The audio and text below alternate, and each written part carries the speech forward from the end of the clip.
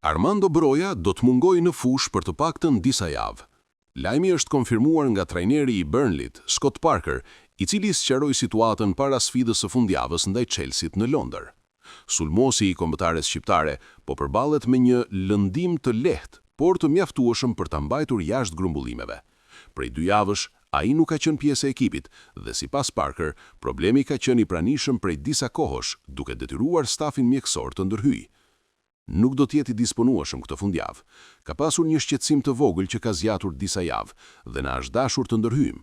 Shpresojmë të rikthehet pas disa javësh, por për këtë ndeshje nuk do të jetë gati, deklaroi trajneri. Goditja vjen në momentin kur Broja po fitonte më shumë minuta me skuadrën ku u transferua verën e kaluar. Ky është një tjetër episod dëmtimi për sulmuesin, i cili më herët kaloi një periudhë të gjatë rikuperimi pas operacionit në gjuhë. Situata shqetëson jo vetëm Burnleyn, por edhe kombëtaren shqiptare dhe trajnerin Sylvinho.